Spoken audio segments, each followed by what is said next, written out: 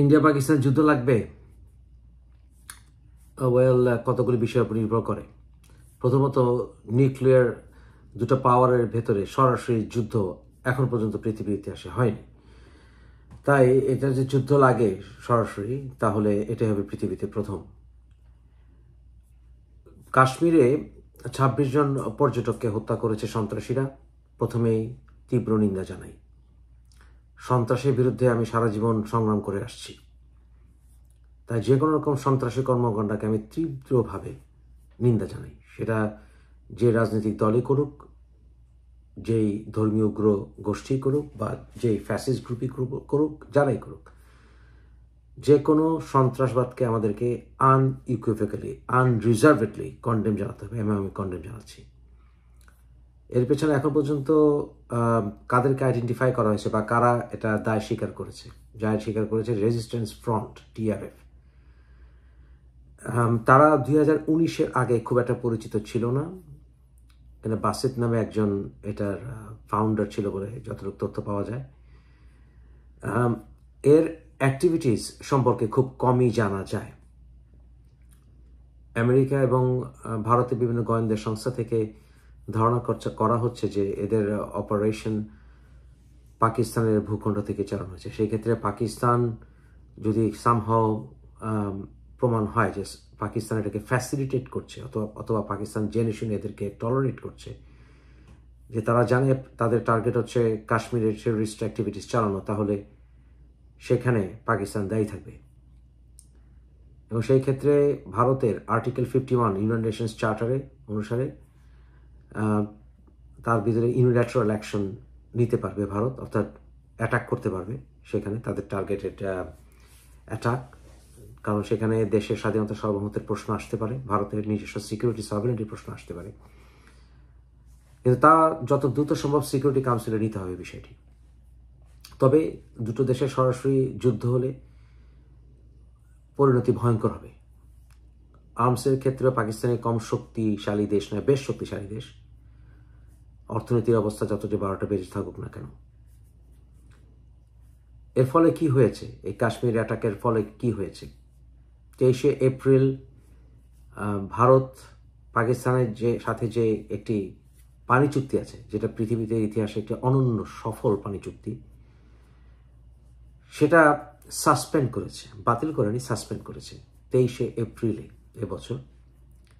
ভারত এই চুক্তিটি স্বাক্ষরিত হয়েছিল জওহরলাল নেহরু এবং আইয়ুব খানের মধ্যে 1960 সালের 19শে সেপ্টেম্বর। 1965 সালে ভারত পাকিস্তান যুদ্ধের সময়ও এই ট্রিটিটি সাসপেন্ড করা হয়নি, কিন্তু এখন এই পরিস্থিতিতে সাসপেন্ড করা হলো। পাকিস্তানের 3টা নদীর লাইফ লাইন, ট্রাইবুটারি হিসাবে এই ট্রিটি খুব গুরুত্বপূর্ণ। এবং পাকিস্তান বলেছে এই ট্রিটি সাসপেন্ড করা মানে পাকিস্তানের সাথে যুদ্ধ ঘোষণা করা, কারণ এটা একটা লাইফ লাইন এবং পাকিস্তানের সার্ভাইভাল ইস্যু। তাই দেশের সার্ভাইভাল ইস্যু এবং ট্রিটি ভঙ্গ, এটাকে পাকিস্তান যুদ্ধ ঘোষণা হিসাবে দেখবে। পাকিস্তান এটাকে যুদ্ধ ঘোষণা হিসেবে দেখলে পাকিস্তান রিটালিয়েট করবে না এটা আমি বলতে পারবো না, কারণ পাকিস্তান এ যাবৎ ভারত যতবারই যে কোনো ধরনের আক্রমণ করেছে পাকিস্তান রিটালিয়েট করেছে। তাই পাকিস্তান রিটালিয়েট করবে না সেটা আমি বলবো না। তবে পাকিস্তানের ভেতরে পাকিস্তান যথেষ্ট সন্ত্রাস নিজেরাই ভিকটিম। ইসলামী জঙ্গিবাদের কারণে দেশটার অনেক ক্ষতি হয়েছে। তবে পাকিস্তানও সৌদি আরবের মতোই আস্তে আস্তে এই উগ্রবাদ থেকে বেরিয়ে আসা শুরু করেছে। তাদের ওখানে জামাত এখন সবচেয়ে অজনপ্রিয় একটি দল। পাকিস্তান সবসময়ই মিলিটারি শাসনে বেটার থাকে। এই দেশটি কেন যেন ডান্ডা খেলে ভালো থাকে। যখনই সিভিলিয়ান গভর্নমেন্ট আসে পাকিস্তানের ভিতরে নানা রকম সমস্যা দেখা দিতে থাকে, অর্থনীতিরও 12টা বাজতে থাকে। যদিও যে কোনো রকম মিলিটারি শাসনকে আমি পছন্দ করি না ব্যক্তিগতভাবে। 1947-48 থেকেই পাকিস্তানের সঙ্গে যখন ভারতের সেই দেশ বিভাজনের পর থেকে যুদ্ধ শুরু হয়ে যায়, তখন থেকে এই নদীর পানির ডিস্ট্রিবিউশন একটা ইম্পর্টেন্ট ফ্যাক্টর হয়ে দাঁড়ায়। এবং সেই ক্ষেত্রে চায়নাও একটা তৃতীয় শক্তি হিসাবে সবসময় পাকিস্তানের পক্ষে স্লাইটলি কাজ করে আসছে। চায়না তিব্বতে একটি বিশাল ড্যাম বাঁধ তৈরি করেছে এবং সেটা রিটেলিটরি হিসাবে ভারতও সিং নদীর উপরে সিয়াং একটা উচ্চারণ করা আমার জন্য ডিফিকাল্ট, সিয়াঙ্গি হবে ওটা উচ্চারণটা। সিয়াং নদীর উপরে একটি বিশাল আকার ড্যাম তারা পাল্টাপাল্টি হিসেবে তৈরি করছে। তাই ওখানে দিয়ে চেক অ্যান্ড ব্যালেন্স করতে পারবে কিনা বা এখানে চায়না এখানে নীরবতা পালন করবে কিনা সেটা দেখার বিষয়। তবে চায়না সবসময় টাকা যেখানে সেখানে দেখে। তবে যেহেতু পাকিস্তানের সাথে সে বেলুচিস্তানের পোর্টের একটি এগ্রিমেন্ট আছে চায়নার, তাই চায়না খুব সিরিয়াসলি ব্যাপারটা দিকে দৃষ্টি রাখবে। চায়না কখনো ভারতের বন্ধু হবে না, এটা আমি বলে দিতে পারি। এটা ডেফিনেটলি চায়না কখনো ভারতের বন্ধু হবে না। America in the long run, প্রথমে যতই হামটি দামটি হ্যান ত্যান করুক না কেন, ইতিহাস সবসময় দেখায় যে চায়না কি করছে না করছে তার চাইতে বড় হচ্ছে ভারত। কখনো যদি কনফ্লিক্ট লেগে যায় পাকিস্তানের সাথে বা মুসলিম বিশ্বের সাথে, আমেরিকা আলটিমেটলি মুসলিম বিশ্বের সাথেই থাকে, এটা ইতিহাসে প্রমাণিত। এটা অনেকটা ওদিকে যেহেতু ইসরায়েল আছে, একটা ব্যালেন্স করে রাখা মুসলিম বিশ্বকে।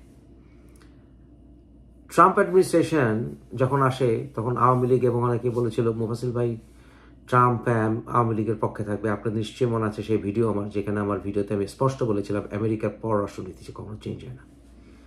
ডোনাল্ড ট্রাম্প প্রথমে একটু লম্পজম্প দিলেও পরবর্তীতে বাংলাদেশ ইস্যুতে টোটালি অফ, কারণ ন্যাশনাল সিকিউরিটি এজেন্সি এবং বহু সংস্থা তারা মেকশিওর করেছে যে আমেরিকান প্রেসিডেন্ট ফরেন পলিসি ধাপ করে চেঞ্জ না করে, এবং হয়নি। তাই আওয়ামী লীগ মহাবিপাকে পড়েছে। এবং এতে আমাদের কি, আমাদের ব্যাপার হচ্ছে যে কাশ্মীর নিয়ে এবং ইত্যাদি ইস্যু নিয়ে এতটা ভারত ব্যস্ত হয়ে গেছে, এখন বাংলাদেশ ইস্যু এখন ভারতের কাছে ন্যূনতম ইম্পর্টেন্ট। এবং বাংলাদেশের ভিতরে লক্ষাধিক আওয়ামী লীগ কর্মীরা আছে, সেখানে মানি লন্ডারিং ইস্যু অলরেডি প্রশ্ন চলে আসছে। সেখানে বাংলাদেশের সাথে ভারতের ট্রেডের 12টা বাজার কারণে সেখানকার বিজনেস, ট্যুরিজম বিজনেস প্রচণ্ড ক্ষতিগ্রস্ত হচ্ছে ইত্যাদি সব বিষয়ে ভারতের ভেতরেও শেখ হাসিনা কী করছে, আওয়ামী লীগের লোকরা কী করছে, এসব কথাবার্তা অল্প অল্প করে হলেও শুরু হয়ে গেছে। তাই ভারত এটাকে বেশি আর ওই বিষয়ে ইনভলভ হতে চায় না। এই জন্য ভারতের নীতি এখন পর্যন্ত বাংলাদেশের সাথে হচ্ছে বাংলাদেশের মানুষের সাথে তার সম্পর্ক, কোনো দল বা ব্যক্তির সাথে নয়। কিন্তু আলটিমেটলি তারা নতুন কোনো মুভকে সাপোর্ট করবে বলে আমার মনে হয়, এবং শেখ হাসিনাকে তারা দালাল আমার মতো রেখে দিতে পারলে বেঁচে যায়। তাই সরাসরি বাংলাদেশের সঙ্গে আর কোনো কনফ্লিক্টে যাবে না। তবে একটা চাপে রাখার জন্য তারা পাকিস্তানকে হামকি দামকি দিবে, কিন্তু পাকিস্তানের সঙ্গে এই ইস্যুতে তারা অল আউট ওয়ারে যাবে না বলে আমি মনে করি। অ্যাটাক যদি হয়েও থাকে পাকিস্তানকে, এখন পর্যন্ত যা দেখেছি ইতিহাসে, যে অলওয়েজ পাকিস্তানই প্রথমে অ্যাটাকটা করতে পারে। এবং পাকিস্তান অলরেডি সেখানে গোলাবর্ষণ, ছোটোখাটো গোলাবর্ষণ, যদিও ইন্ডিয়ান টিভি বলছে হেভি গোলাবর্ষণ শুরু করেছে। তবে ডিপ্লোম্যাটিক পর্যালোচনা, বিভিন্ন রকম আলোচনা শুরু হয়েছে। তবে রিটেলিয়েশন হচ্ছে ডিপ্লোম্যাটিক পর্যায়ে। এর ডিপ্লোম্যাটতে ওরা বের করে দেয়, ও ডিপ্লোম্যাট ওরা বের করে দেয়। ভারতের সাথে পাকিস্তানের একমাত্র যে স্থল বন্দর সেটাকে বন্ধ করে দেওয়া হয়েছে। অনেক কিছুই আসছে, আকাশসীমা নিয়ে সমস্যার সৃষ্টি হয়ে গেছে অলরেডি। সব কিছু নিয়ে একটা সমস্যার সৃষ্টি হচ্ছে। কিন্তু আলটিমেটলি যেটা হবে, এটা অন্তত ভারতের পক্ষ থেকে কোনো রকম মেজর অ্যাটাক হলে আমি খুব সারপ্রাইজড হব, এবং যদি হয় তাহলে সেটা ডেফিনেটলি অল আউট ওয়ারে যাবে। এবং অল আউট ওয়ারে পাকিস্তান ভারতের প্রথমে ওই ড্যাম আক্রমণ করতে পারে বলে আমি মনে করি। পাকিস্তানের air power is still very strong. এটার ব্যাপারে ইন্ডিয়া বরাবরই একটু কনসার্ন, এবং ইন্ডিয়ার চারিদিকে সমস্যা আপনারা জানেন, এখন বাংলাদেশও একটা সমস্যা। কিন্তু এখানে সর্বোপরি পাকিস্তান সরাসরি এটাকে মদত দিয়েছে, টেররিস্ট অ্যাটাকে সরাসরি মদত দিয়েছে, যখন তাদের ইকোনমি ও বিভিন্ন সমস্যা এখনই আছে, বেলুচিস্তান সমস্যা, আফগানিস্তান সমস্যা। আমি মনে করছি না যে সরাসরি তারা দিয়েছে, এবং ভারত বলছে পরোক্ষভাবে দিচ্ছে, কিন্তু সরাসরি দেবে না এই কারণেই যে পাকিস্তান একটা এক্সট্রা হেডেক এই মুহূর্তে নিতে চাইবে না। চাইবে কারা? চাইবে সন্ত্রাসী গ্রুপরা। বাংলাদেশের সন্ত্রাসী গ্রুপরা এটাকে হাততালি দিবে, পাকিস্তানের সন্ত্রাসী গ্রুপরা এটা হাততালি দিবে। কারণ হচ্ছে খেলাফতি কায়েম করতে হলে রিজিয়নকে ডিস্টেবিলাইজ করতে হয়। যেখানে যুদ্ধ হবে, যেখানে সিভিল ওয়ার হবে, সেখানে খেলাফতের জোশ বাড়ে। সিরিয়া তা প্রমাণ করেছে, লিবিয়া তা প্রমাণ করেছে, ইরাক তা প্রমাণ করেছে। বাংলাদেশে অরাজকতা যখনই দেখা দিচ্ছে, তখনই বর্তমানে অবস্থা যেটা, খেলাফতের জোশ বাড়ছে। তাই ইলেকটেড গভর্নমেন্ট আসলে এগুলি খেলাফতের জোশ কমে যাবে।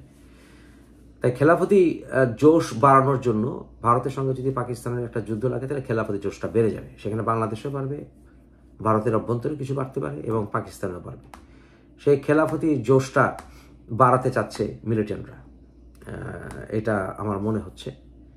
তবে ভারতে যে খুব একটা উগ্রবাদী দেশ না তা না। ভারতেও তো গুজরাট রায়ট দেখেছি আমরা, ম্যাসাকার দেখেছি নরেন্দ্র মোদীর, সেখানে বাবরি মসজিদ ভাঙা দেখেছি। উত্তর পূর্ব ভারতে খ্রিস্টান ম্যাসাকার দেখেছি, এখনও মুর্শিদাবাদে রায়ট চলছে।